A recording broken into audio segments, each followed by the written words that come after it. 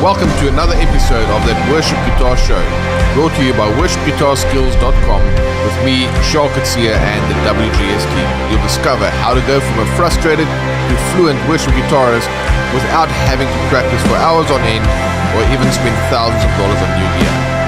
We'll help you unleash your true potential so you can make the most of the gifts and talents you've been entrusted with, and finally grow into the amazing worship guitar player you've been destined to become. Welcome, and let's get started. Hey, welcome guys. Super awesome having you guys join us for our first episode of that Worship Guitar Show. So if you're new and if you don't know us, my name is Charl and I am the owner and the founder of worshipguitarskills.com, and our goal, vision and mission is really to equip and empower worship guitarists across the globe to grow in their skill, to grow in their gifting, so that they can be more equipped and empowered to serve their local congregation in powerful moments of worship where the congregation can really have powerful and intimate encounters with the Lord. So that's who we are. If you want to check out more of us, you can go to worshipguitarskills.com. But today is really about our first episode of that Worship Guitar Show, and really this is a combination of things. We are going to be having some teaching around some playing, because obviously that's our main focus, and then we're going to have some news and updates in and around the various different lessons and training to see how you can improve your playing, and then we'll also have some time for Q&A. So if you have any questions specifically as it relates to worship guitar, increasing your playing, increasing your skills and your abilities, you go ahead, put the questions in the comment section for us. We'll be able to address those for you when we get to the Q&A section, and help you guys out there. So before we get to some playing, we're going to be demonstrating some of the elements that we're going to be looking at today, specifically as it relates to triads. What I want to go ahead and do is just let me know where you are watching from. If you're watching live, go ahead and just comment for me where you're watching from in the world. And then if you're watching a replay, please go ahead and just comment replay. It helps us to see where folks are joining us from all over the world, where they're tuning in from. And in case you don't know, we are based in South Africa, a little town called Jeffreys Bay. It's on the east coast of South Africa. It's quite well known for its surfing. People come here from all over the world to come and surf and enjoy the waves. And then we know that we have members from all over the globe. We have people from Australia, Europe, and North America. So what we're going to be doing is we'll change the time that we're going to go live with the show. And then from that way, depending on where you're at, you'll be able to go in and just find the best times and places for you to join us. So we see that Auntie is saying the background music is quite loud, so we'll go ahead and just drag that down. Thanks for letting us know.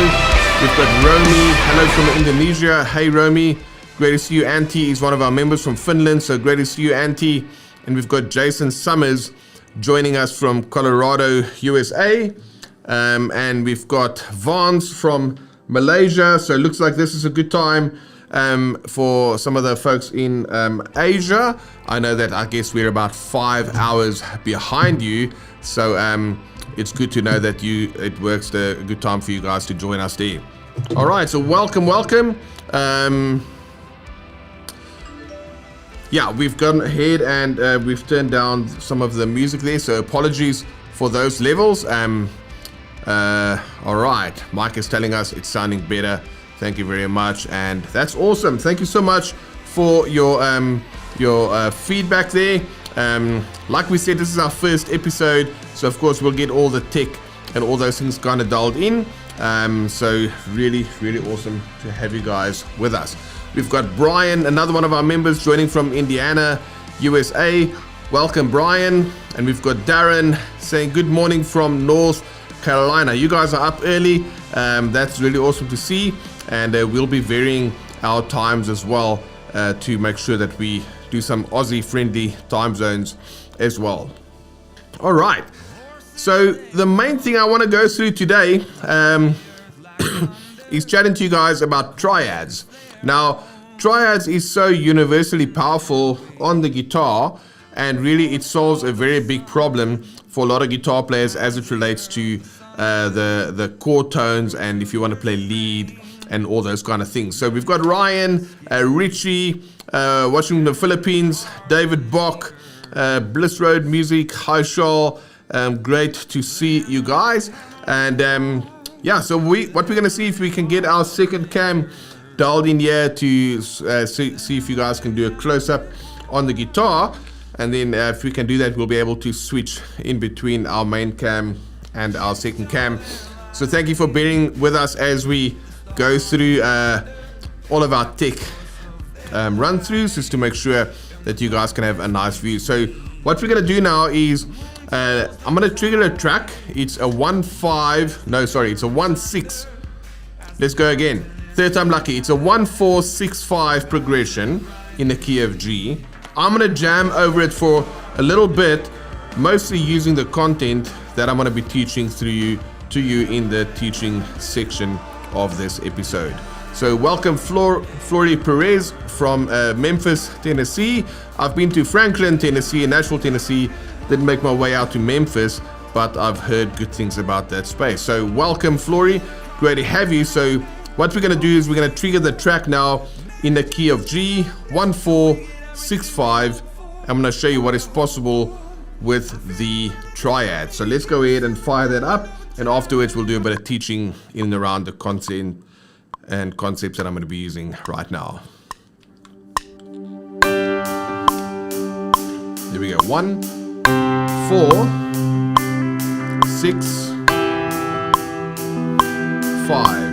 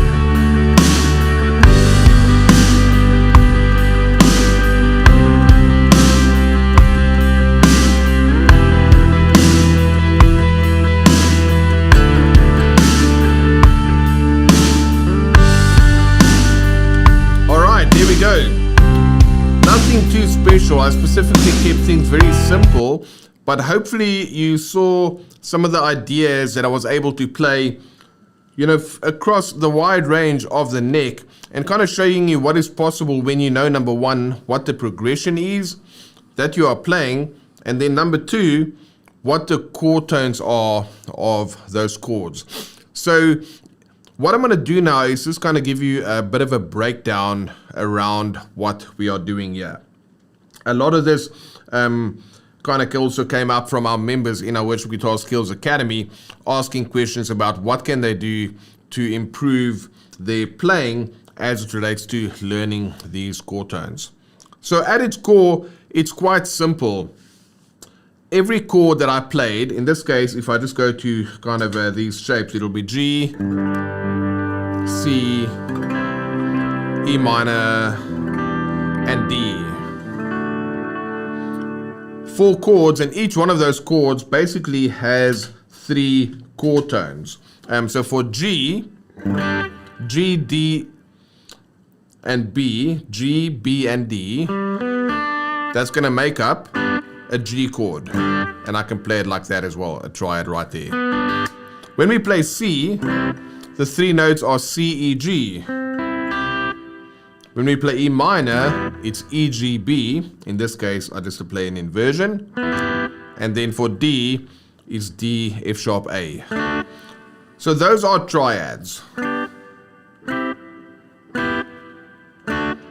Very basic. Now, if I just play these triads, I can maybe dial in a bit of a delay there. So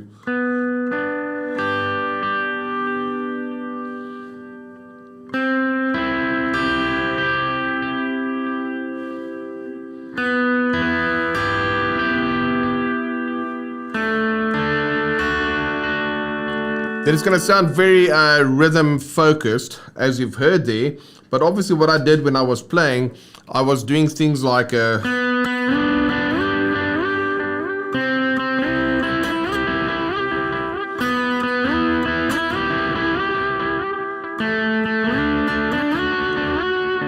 I'm able to take those notes from the chords and play it across the neck. Or I can do something like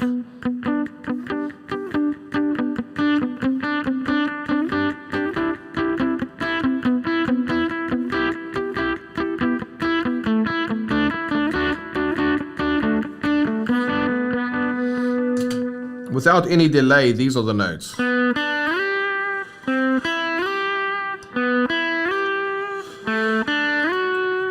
So you can clearly hear the outline of the chords. That is G, this is C, E minor, and D. So let me show you one more time. G,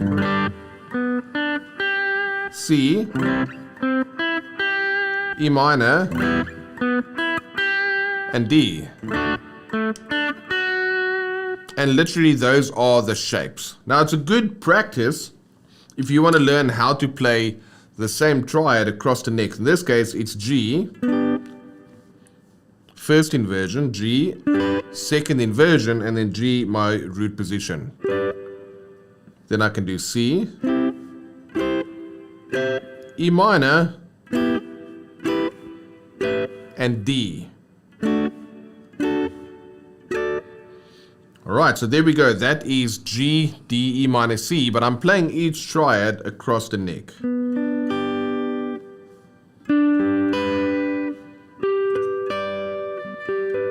C, E minor, and then D. Great practice to be able to play the triads up and down the neck.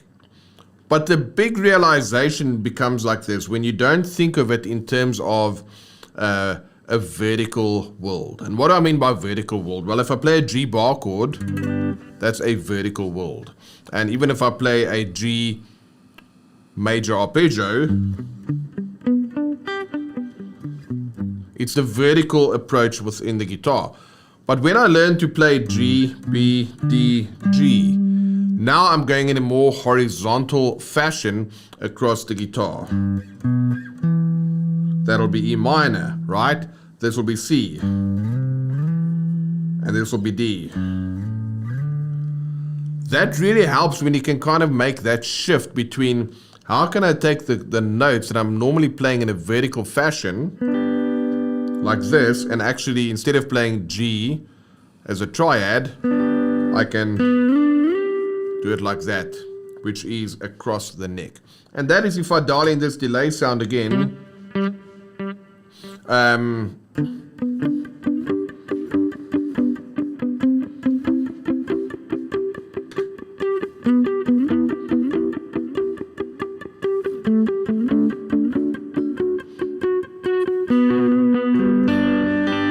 That's how I can play across the neck and get those same notes to give me more melody ideas.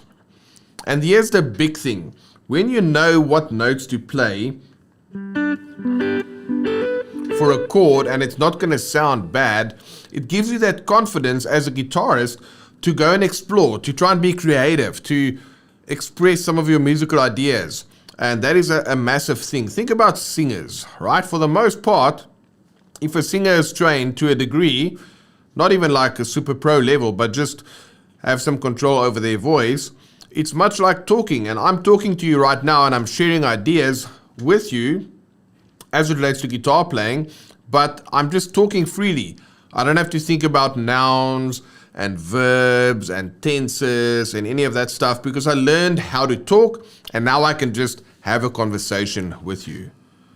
But if I was talking, let's just say, in a different language that I'm not fluent in, and I'm talking to, let's just take a silly example. If I were to talk to the King of England, right, I might be a little bit nervous. This is like a very public figure. I have to talk English. I don't really know how to speak English fluently. Then my conversation is going to be very dampened and stuttering, and I'm not really going to know what to say and how to communicate. But if I'm talking to my buddy in my native language, let's just say my native language is Spanish, and then we just have a conversation. We'll discuss ideas. Much different type of communicating, right? And that's really where you want to get to as a guitar player so that you can just freely communicate your ideas. And one of the best ways that you can get that confidence and that flexibility to go ahead and communicate your ideas is to learn the language of music, right? And the language of music, for the most part, one of the best things that you can do is just learning about your chord tones. So we've got AC saying, hey Charl, I just want to say thank you very much. Your lessons and videos have helped me so much. Thank you. AC, I'm really happy to hear that. Thank you for that feedback. And we've got PG saying, so happy to be here. Welcome, guys. Really awesome having you. And that's really why we do this, to help you guys become fluent in your conversation so that ultimately you can get to that stage of flow in your playing. So how do you learn these shapes? Well, first of all, you just need to learn the chord tones, and that becomes an idea of just learning the shape. So it's literally just 3 shapes. And if you go to thatworshipguitarshow.com, the link should be in the description. But if you want to get updates and notifications for when we're about to go live, and also get access to the replay together with different resources, just go to thatworshipguitarshow.com. You'll be able to sign up, give us your email address, and then we can stay in touch. And one of the first things that we'll send out to everybody that signs up for this episode during the time that we are doing it live is you'll be able to get access to the PDF where we'll go ahead and just map out the G's for you, and then also mapping out the C's, the E minors, and the D's. So that is how you can learn those. So just go to thatworshipguitarshow.com and we'll make sure that you get access to those triads. Now, I want to show you a couple of ways in which you can play these triads. I've shown you the shapes that, in the way that you can play G, D, C, etc.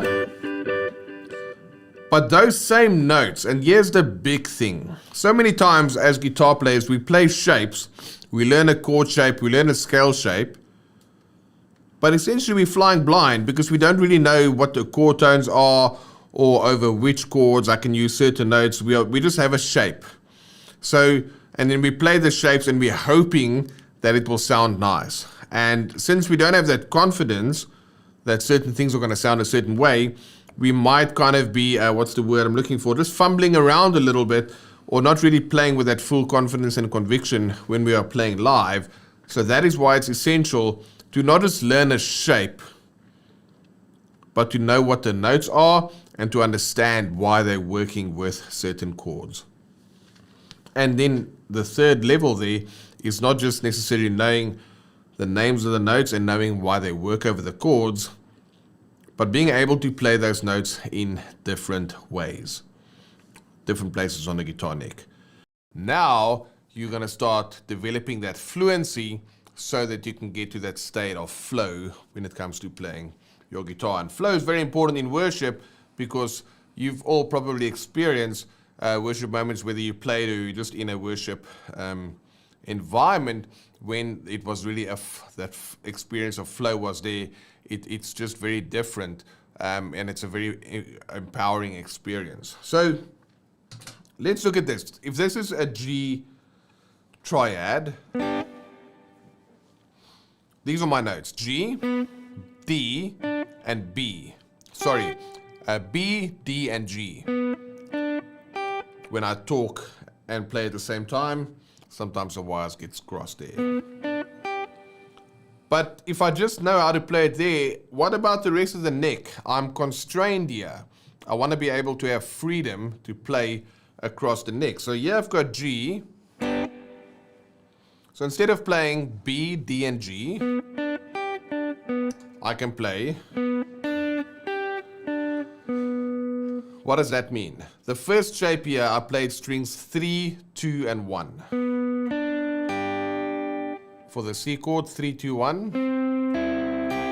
For the E minor chord, 3, 2, 1. And for the D chord, 3, 2, 1. But now instead of playing 3, 2, 1, I can do 3, 2, 2. Which means I'm playing this G note, the top note, I'm moving it there. So now I can do 3, 2, 2. And then for C, 3, 2, 2. For E minor. And D. So already there it changes where I'm finding my notes. Right? I can, instead of playing 3, 2, 2,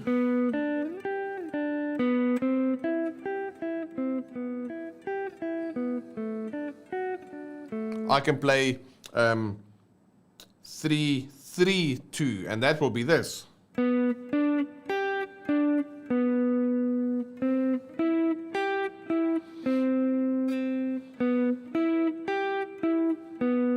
Three, 2, 2. Can you hear it's exactly the same as this?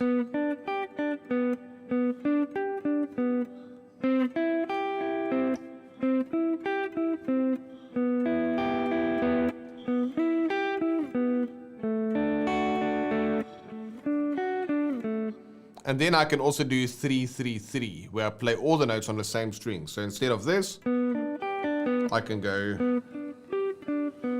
Instead of this, I can go. Instead of this, I can go. And instead of this, I can do. So now I've got 1, 2, 3, 4.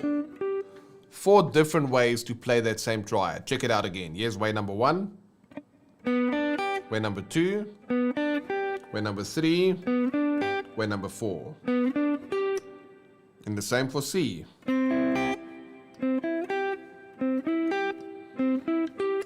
Same for E minor. And the same for D.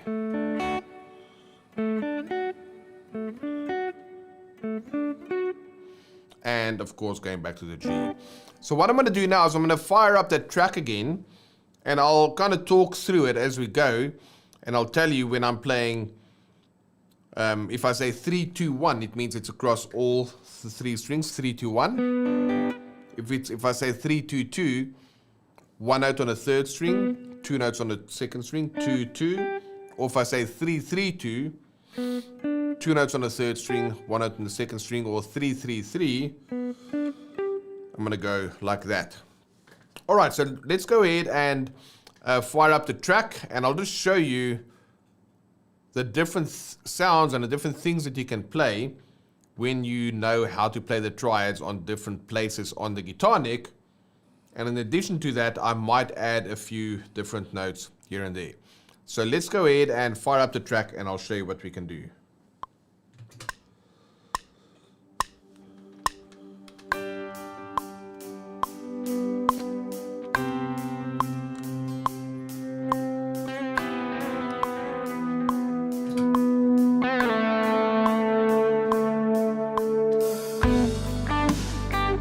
Three, two, one.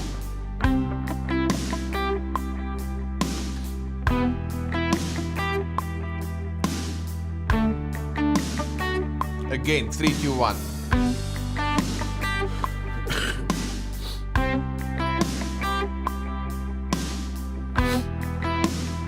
Now let's go to 3, 2, 2.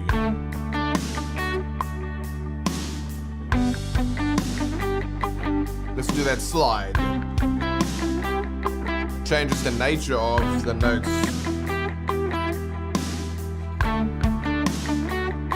Again, 3, 2, 2.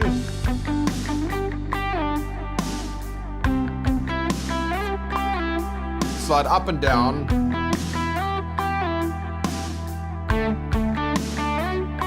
Now 3, 3, 2.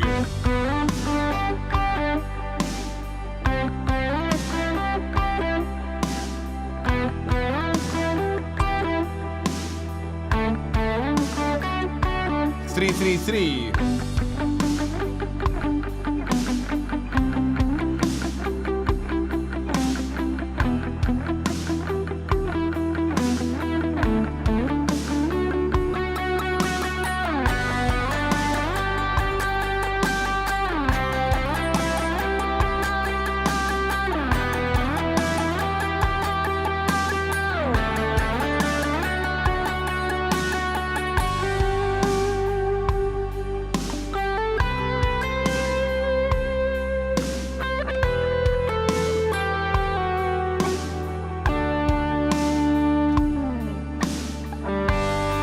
There we go. The ending was just some other ways in which you can play those same chord tones.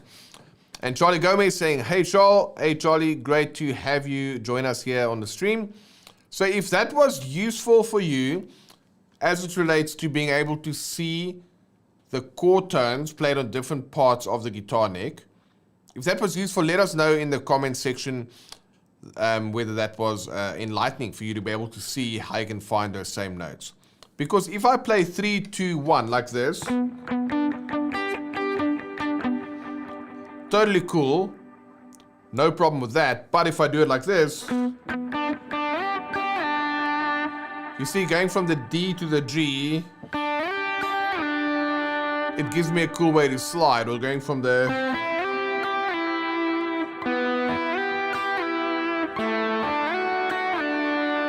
you don't get that opportunity to play that slide with the actual chord tones like I've just demonstrated there. Aaron saying, hey from Montana, welcome Aaron, great to have you join us here. So can you see that when you change, there's a saying, it says when you change the way you look at things, the things you look at change. All right, so it's a cool little saying as it relates to your perspective and your outlook on life and how you see things, whether you see the glass half full or glass half empty, whatever the case may be, right? That same perspective, when you change it in the way that you look at the guitar and where you can find notes, that actually now starts to give you confidence that when you play any of those triad notes, they're going to sound good over those chords, number one. And then number two, in terms of like where you're going to play those, will change the sound in which you can use, in which you're going to get from that. So let me know in the comment section if that is helpful for you. And then if you have any questions, now's the time. You can go ahead and throw them in the comment section. Anything as it relates to learning worship guitar, whether it's got to do with tone, practicing, learning theory, learning your fretboard, learning to solo, learning to compose parts, learning to work in a team environment, whatever the case may be, let us know your questions in the comment section there, and then I'll be able to address those for us during the Q&A section. While I know we've got a bit of a delay on our live stream, so while we wait for some questions to come in, I just want to show you something else that you can also do with these triads. Is what I've just shown you to date was basically just playing the chord tones.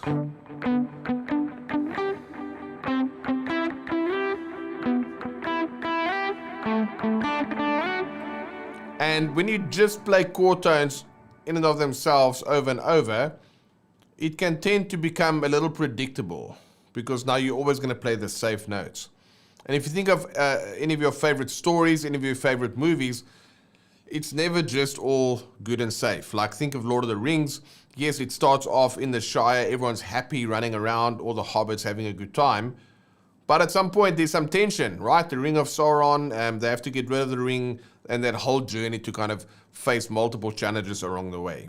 And at the end of the trilogy, obviously, they get rid of the ring, and then everything is good again. So what does that mean? It's tension and it's resolution. And that's really what music is about. Music is telling stories using music. And if you think about this, if you watch a movie, they spend millions of dollars, hundreds of millions of dollars on the different scenes, on how to display things and how to show things and how to, and whatever the case may be. Script writers, visual techniques, visual effects, all that kind of stuff. But at the end of the day, what is the one thing that tells you how to feel about a scene or how to feel about the storyline? It's the music, right? So the music is going to tell you how to feel about things. And that's why, if you look at the Bible, when King David played and Saul was like in a bad state, King David would play the harp and he would change the atmosphere, and Saul would calm down and be all relaxed and everything. So we have that power with music to change the atmosphere. And that's why we need to know how to use both tension and resolution. So when I play G like this, I can add in some other notes.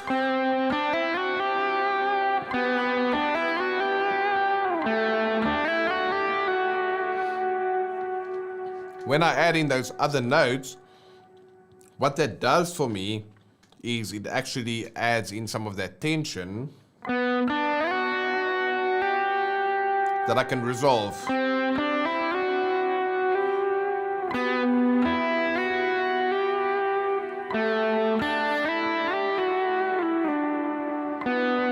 And we'll get more into that in future lessons. But for now, I just wanted to highlight the point that it's important to start by learning the chord tones and then learning to play them on different parts of the guitar neck. All right, so thanks for the questions. We've got our first question from Aaron. If you want to go ahead and ask any questions, feel free in the add them to the comment section for us. So I'm going to go ahead and read that, and then we'll go ahead and answer that for you right now, Aaron.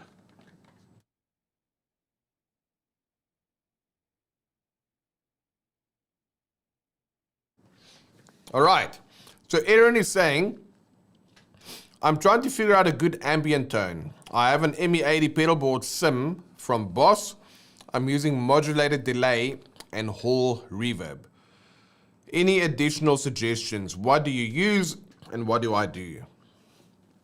Excellent question, Aaron. So for the ambient tone, a couple of things that come to mind is I've got this one tone that is like full on ambient like this.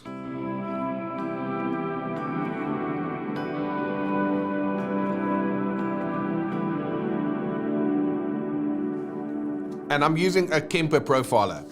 So on my Kemper, what's going on with this sound, I'll quickly break it down for you guys.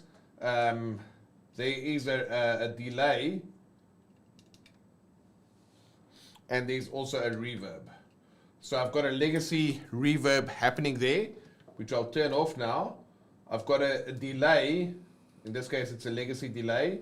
I'll turn that off, and I've got a modulation, quad chromatic, I'll turn that off. So if you listen to this sound, it's now obviously not that big ambient tone. So let's go ahead and add in the modulation.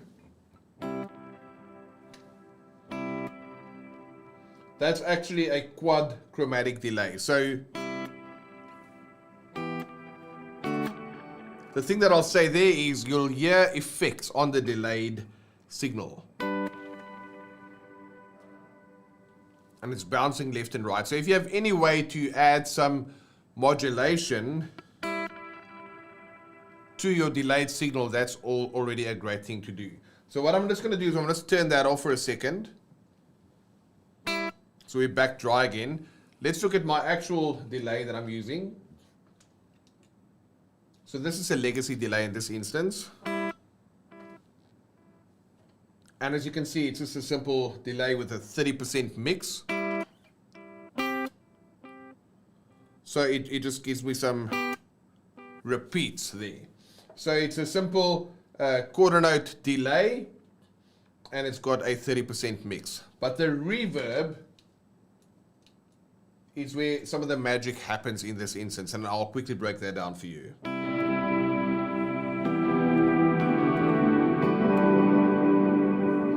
Now granted, this is a very big tone, but what's happening there is I've got like 100% of the reverb mix in there. So, and I've got a 12.69 seconds decay time there. So that means, 12 seconds, it's actually too long. This is like if you were going to do like a pad type of sound. My room size in this case is a hall. So obviously I don't want like a medium small room. I want like a hall reverb. But here's the big thing for this type of delay sound.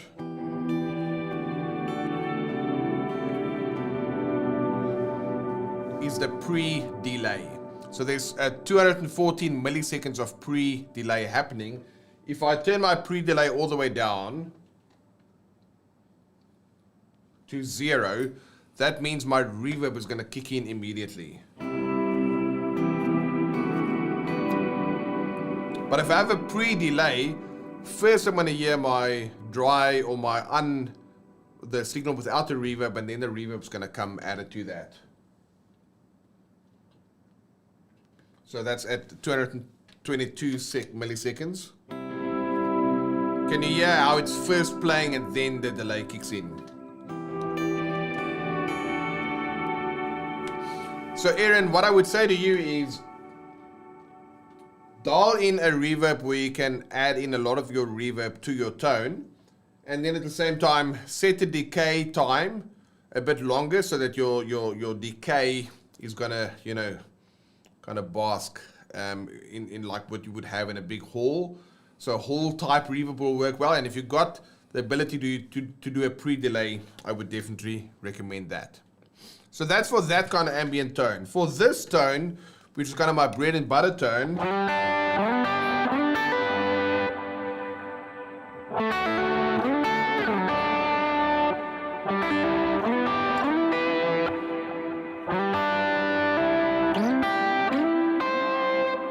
what's going on there? Well, for this one again, let's quickly take everything off.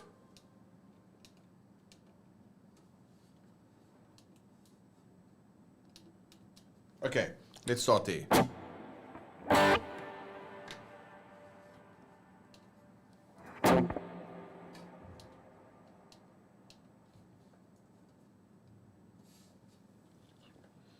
All right, there's another sneaky reverb here. Great, so now that is dry. So the first thing that I've got here, which is quite important, is my compressor. When my compressor is on, it just kind of tightens up my tone a little bit in the beginning of my chain. So let's go out from there. The compressor's on. That's a distortion, adding a bit of kind of grit to my sound so that it can cut through the mix. And then the next thing here is a chorus, which I'm not using if it's on. It's going to just sound slightly modulated. But the main thing over here is going to be my first delay that I've got on. And what you'll hear there is that it's got two delays. We've got a quarter note delay, and then we've also got a dotted eighth delay. That's why if you've got headphones, you should hear like a stereo bounce.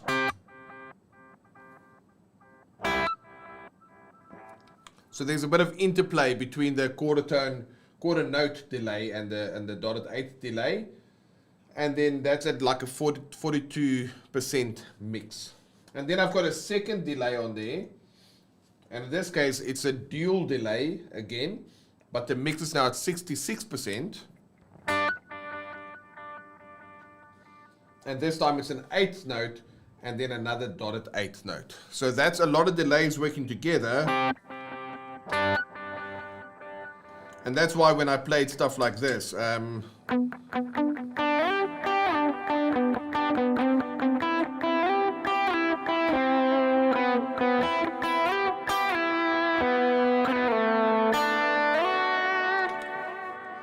that for the most part makes up that ambient kind of a lot of delay, but it's really the interplay between two delays. So if you can, do a dual delay, have a quarter tone on the one delay and have a dotted eighth on the other, or have an eighth note delay with a dotted eighth on the other one. And in this case, my reverb is fairly simple. It's got a decay time of 8.79 seconds. And it's a 54% mix with a 110 millisecond pre-delay. So those are a couple of things that you want to watch out for when you play these kind of ambient tones, is really using multiple delays, using a pre-delay on your reverb, playing around with your decay so that reverb is it's gonna give that ambient sound. It's like you're playing in a nice cathedral or hall. And then lastly, a compression will really help kind of tighten up the tone. That is going to be feeding into the delays, and then those delays are feeding into the reverbs. So it's almost like the aggregate outcome of the compression into maybe a drive, into one delay, a second delay, and then the reverb. And then the outcome of that is something like this.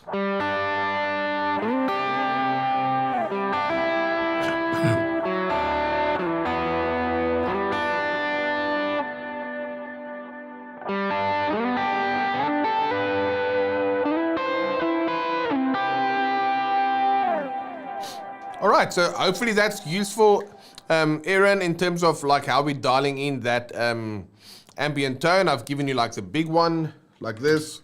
And then also like my bread and butter kind of go-to tone that I use a lot of the time. So thanks for that question. Anyone else has any questions, feel free to pop them in the comment section. So we've got David Bock, and David is saying, when moving between triads, are you selecting notes from the key of the song or from the pentatonic scale or the chord I'm currently on? Excellent question. When I did that in the beginning, David, it was all from the chord. So it's the same scale. And let me get rid of my delays here. Okay, cool. So I've got one scale.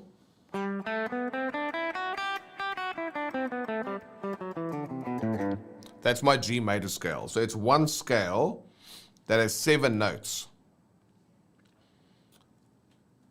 Of those 7 notes, each one of my chords is going to have 3 notes, which means G will have 3 notes, G, B, and D. C will have 3 notes, C, E, and G.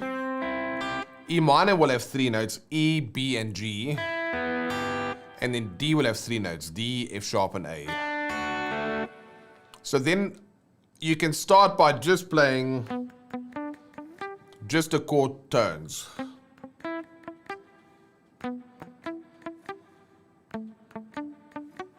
As you can hear, it's just the chord tones, or even just on one string.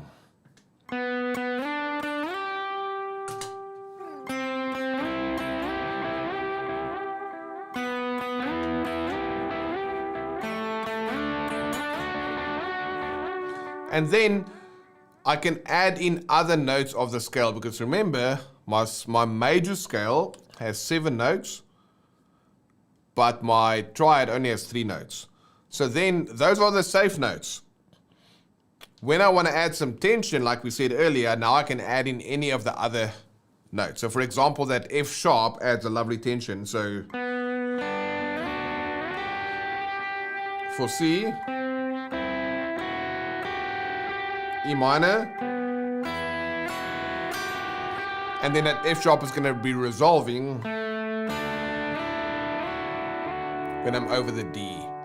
So that is how I use triads over the chords, and then I use other notes from the major scale for tension. Or to your other point that you made, is if I have in this case, a G major pentatonic scale, then my triad will be for G, and then for C, for E minor, and for D. So now I can go and I can use other notes from the pentatonic scale like this.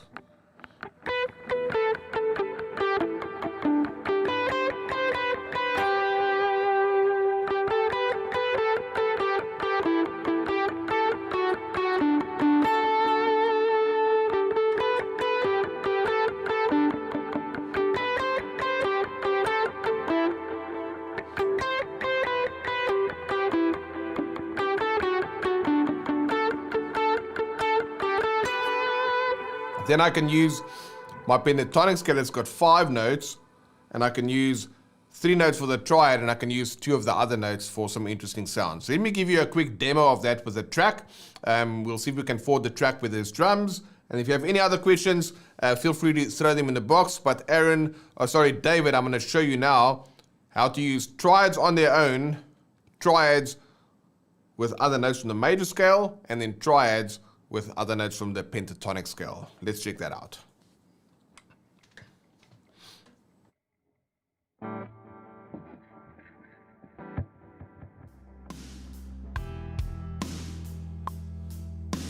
Okay, just triads, David, for each chord.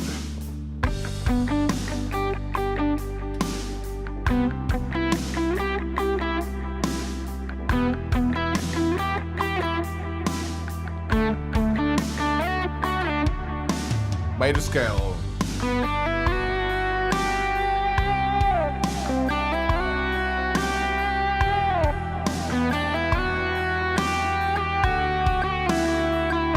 Pentatonic.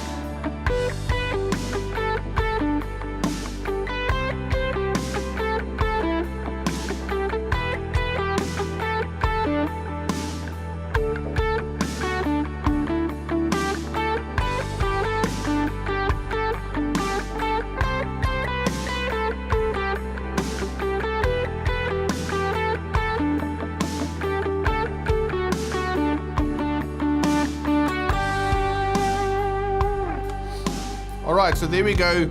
Those are a couple of ways in which you can use triads. Those are your safe tones.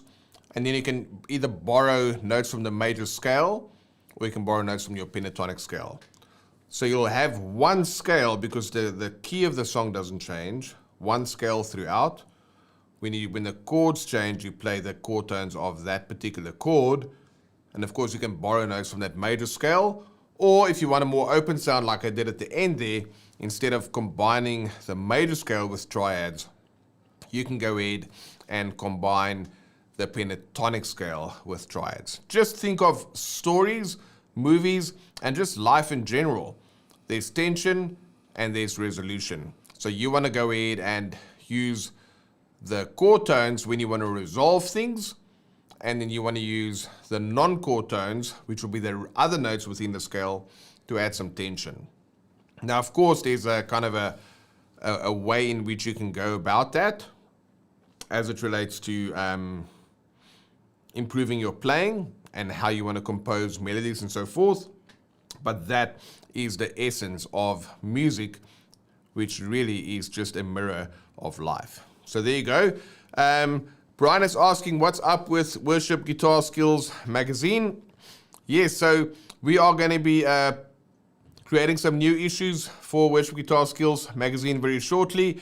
We just had a bit of a bottleneck in terms of a designer to do all of the layouts, because there's quite a lot of work to go into that. So our focus has been doing the same content in our weekly videos on YouTube, and also here with that Worship Guitar show that we're launching today.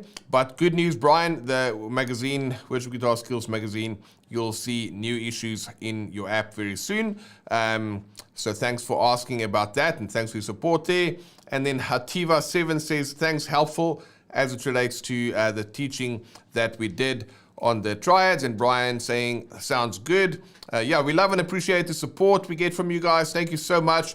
And what you will see is more of us here on YouTube with these live streams, and then more content in our magazine, as well as the other channels that we are working on. So what's very important for me is that we kind of keep our finger on the pulse of, like, what is it that you guys want to learn more about? Do you want to learn more fretboard things, more technique things, more theory things, more practice plans, practicing things, tone, gear? What do you guys want? Because if you guys can let us know whether you're watching live, please go and check out in the description. If you go to worshipguitarskills.com/feedback, there's going to be a little form where you can give us feedback, and we want to ask you to be judicious with your feedback.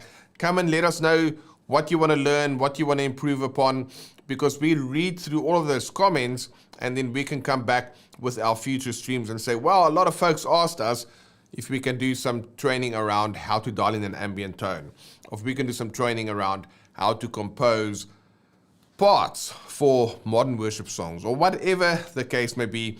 We'd love to hear from you. So if you're watching with us live here today still, please take a moment to go to worshipguitarskills.com/feedback. Those links are right there in the description, and then you can let us know how we can better serve you with lessons that can help you and improve in your playing.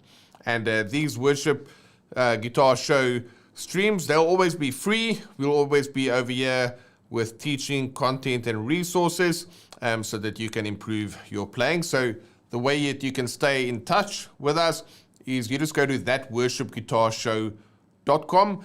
You can sign up there. We'll give you notifications when we are releasing new episodes, whether you want to join us live or catch us on a replay. The timings are going to change from time to time so that we can accommodate all the different time zones across the world, but that way you'll be notified when they're happening, and we'll also send you the link where all the replays will be posted together with the resources that we are adding into these streams. And talking about resources, that backing track that I've just used was composed in a modern worship style that was at 70 beats a minute in the key of G, playing a 1-4-6-5 progression. Now we've got what's known as a Worship Guitar Skills practice pack. And that practice pack has got over 600 backing tracks, all 12 keys, about 7 different progressions, a bunch of different tempos. And that means if you want to practice your triads, or you want to practice composing parts or whatever, you can just dial up any one of those tracks and then have a nice handy resource available as you are practicing. So there's also a link in the description. I believe it's worshipguitarskills.com/practice pack. You can go there. There should even be a discount coupon in the description area, which I believe should be WGS20. And then I think those are going to be active for about 24 hours from the start of the stream. So if you want to go ahead and pick up that practice pack with a nice discount. So guys, that's it for today. We've gone through our news in the beginning. We've had our teaching bit. We've done some Q&A, and that is the way that these streams are generally going to go. So I want to thank you for showing up and for, just for your time, attention, focus, and devotion, even on improving your own worship guitar skills. And my prayer really is this, that God will multiply the works of your hands.